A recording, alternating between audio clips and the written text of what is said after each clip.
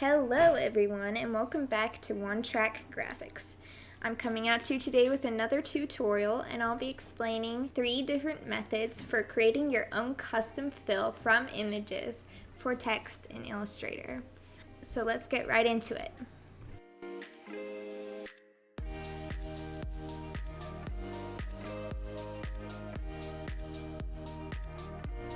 So the first method that I am going to show you is to actually create a swatch from the image that you wish to apply to your text. So I've already brought into the document the image that I wish to create the custom fill from. And before you use any one of these methods, you want to make sure that whether you place it or copy and paste it or open it and then drag it into the document, however you bring the image into the document, you want to make sure that it's embedded into the document itself. If it's not embedded, then it's a linked file. If the image is a linked file, it means that the image is not part of the document itself, but is still connected to the file from which it came from. If the file from which it came from is edited at all, these edits will be reflected in the instance of the file that is placed in Illustrator. You can embed images into Illustrator by having them selected, and then up in your control panel there should be a button that says embed. It would be right here. Mine says unembed right now because it's already embedded, but that's where it would be if it had not been embedded yet. So once you have it embedded, we're going to go ahead and create a swatch from it.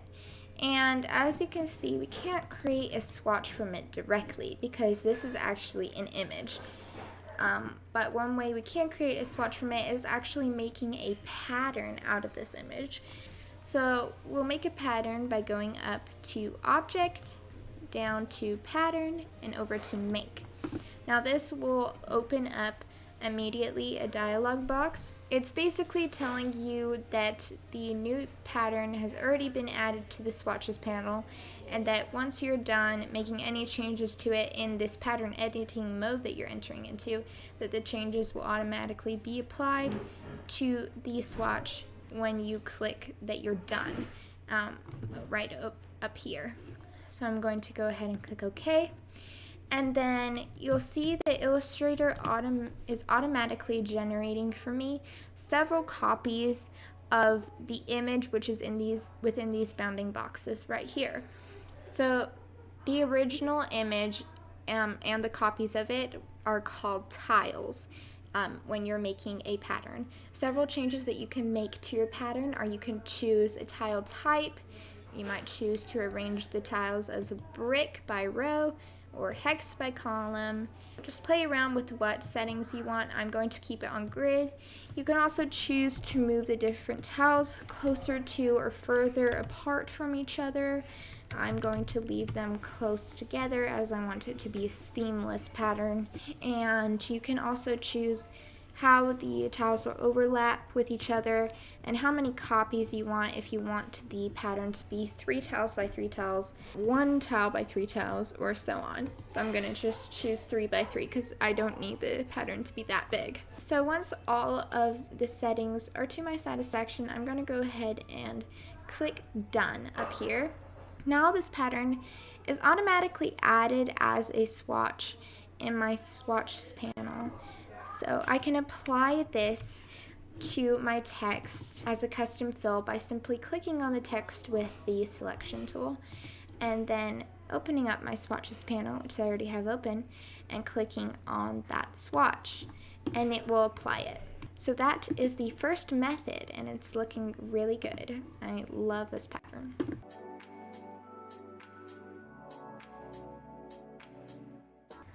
The second method that I'll be showing you today is actually to create a custom fill by creating a clipping mask. A clipping mask is basically when you have an object and you want to clip everything that is outside of the boundaries of the object, or say with a text, if I want everything that is outside of these shapes of text to go away and I want only what is inside to be filled, then I can create a clipping mask.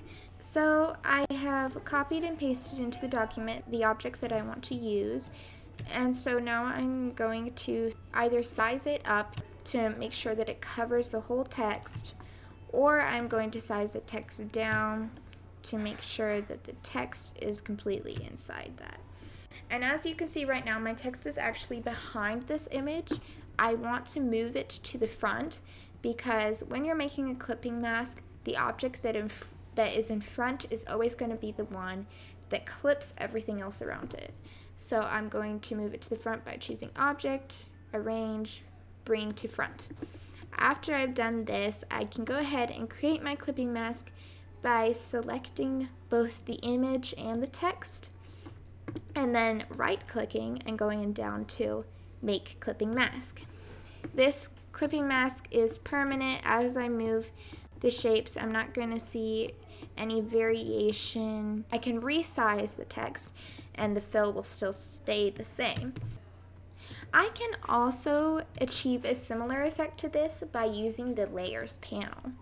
So in the Layers panel, I'll create a new panel and I'll move the objects that I want to create the clipping mask from to their own layer.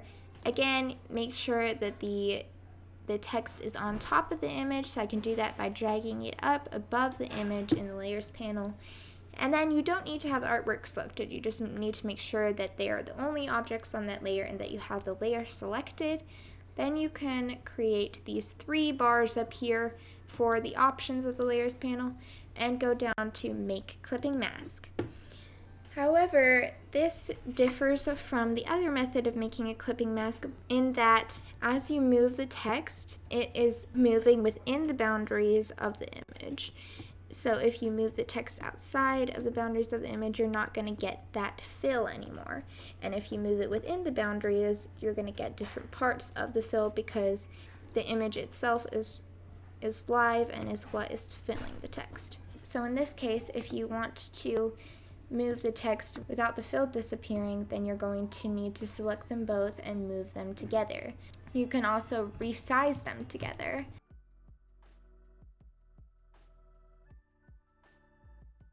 The final method that I want to show you today is the Draw Inside method.